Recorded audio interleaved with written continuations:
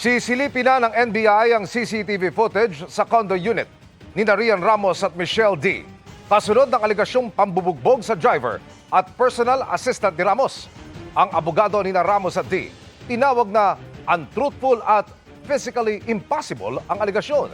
Kinwestiyon din nila ang mga paratang dahil wala naman daw umanong bakas ng bugbog at sugat ang nagreklamong driver. Nakatutok si John Consulta. So these allegations are very, very untruthful and false, physically impossible and incredible. Sa panayam ng GMA Integrated News, mariing pinabulaanan ng kampo ni Rian Ramos at Michelle D ang mga aligasyon ni alias Totoy. Ang bintang kahapon ni alias Totoy na driver at personal assistant ni Ramos, ginulpi umano siya ng 3 araw ng mga bodyguard ni D at Ramos matapos umano siyang pagbintangan na kinuha ang isang angpaw na nagalaman ng mga sensitibong larawan. Pati raw si D, Ramos at kaibigan nilang beauty queen na si Samantha Panlilio kasama sa mga nanakit umano sa kanya sa kondo ni D at Ramos sa Makati. Pero sabi ng abogado ni Ramos at D, bakit daw sa mga mugshot ng arestuin siya noong January 19 dahil sa reklamong qualified theft, walang bakas ng bugbog o mga sugat. Wala rin daw nakasaad na binugbog siya sa kanyang provisional medical certificate noong siya'y arestuhin. During inquest investigation, pinapamedical ang mga arrested persons. So, kung meron mang mauling and bruises and injury that were present during the time of arrest dun sa inquest investigation, dapat nakita na yon sa medical. And the medical would show na walang nakitang signs of any injury and bruises on January 19. Yun yung hindi namin matanggap kasi dahil wala talagang ganong insidente. May napansin din daw sila nang magpa-interview si alias Totoy sa media kahapon. You could see how he showed his body to the media yesterday. Wala siyang injury sa katawan. For 3 days mauling, that would be out of human nature and natural course of things na ganon kalinis yung katawan mo. Tapos wala siyang injury sa mata, 'di ba? Wala siyang injury sa face. Malabo rin daw ang aligasyong kasama sa gumulpi si D dahil nasa Iloilo raw ito noong January 17 para sa isang event. This is not true because as early as January 17, wala sa Metro Manila si Michelle. Nasa Iloilo siya. And records would show that. We have copies of her plane tickets as well as yung mga posts ng sa Iloilo because she was there for Miss Iloilo for the Dinagang Festival. There are a lot of posts from other people also who can attest that she was there the whole day of January 17. Kasama sa mga nagpapatunay na nasa Iloilo si D, ang fashion designer na si Jojo Bragais na kasama raw ni D noon. Pero ang sabi ni alias Totoy, tapos habang ko binubugbog ni Michelle, may narinig pa ako na na nagtawag kanya na ma'am, malapit na flight mo, mag-6 na. Ang sabi niya, kaya pa naman. Tapos yun, mamaya-maya umalis siya.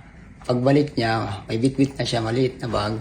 Nakabihis na siya, tapos may nagdala na ng malita niya palabas. Sana lang they will not be judged outright. Kasi syempre, may accusation against them.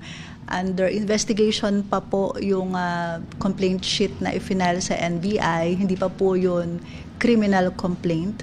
So let the NBI investigate about it. Tingnan po natin ang magiging findings. ang abogado ni Sam Panlilio, sinabing kinakalap pa nila ang lahat ng facts at mga pahayag bago makapagbigay ng pahayag.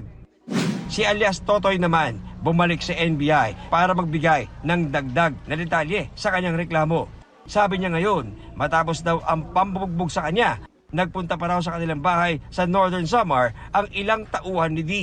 Nabahala na ako sir yung nalaman ko na pumunta yung dalawang babae sa isang lalaki.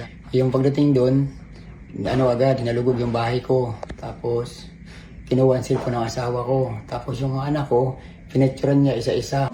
Pero sabi ng abogado nila D, pinuntahan lang ang bahay nila dahil tinawagan sila ng asawa ni alias Totoy. It's the wife of alias Totoy or the driver of Rian na tumawag talaga kay Michelle at nagsabi pa nga na ang mga items na hinahanap niya ay nasa asawa niya. Pumunta yung mga staff ni Michelle to get those items to the wife kasi nga ibibigay ng wife kasi nasa kanya daw. So kumbaga parang nagsumbong talaga yung wife sa kanya na andito yung hinahanap mo nagulat nga daw siya bakit may mga ganon dun sa asawa niya. She confronted the driver Rian about it. Siyempre, constrained na rin yung driver na sabihin na ako talaga po ang kumuha at akala ko po kasi ay may lamang pera yung ampaw na yun. Nagpalabas naman ng pahayag ang Makati Police na makikipagtulungan sila sa NBI sa gagawing investigasyon tungkol sa akusasyon ni alias Totoy ng pananakit ng 2 nilang tauhan habang ito'y nasa kanilang kustodiya. Kinakailangan i-verify natin yung katotohanan sa mga allegations na to at gagawin natin ito by number 1, interviewing witnesses. We will have to go to the place where the incident happened, doon sa binabanggit niyang kondo. Kung pwede tayong makakuha ng records ng report kung meron man. Considering na nangyari ito several days pa, tatanungin natin yung expert opinion ng doktor kung pwede bang mag-heal yung mga injuries nito. And all of this have been completed para naman meron na tayong may harap doon sa ating mga respondents, magpapadala po tayo ng subpoena. Hihilingin ng NBI na makuha ang mga CCTV ng condo unit pati na ang CCTV ng Makati Police para matukoy ang katotohanan. Para sa GMA Integrated News, John Consulta, Nakatutok, 24 Oras.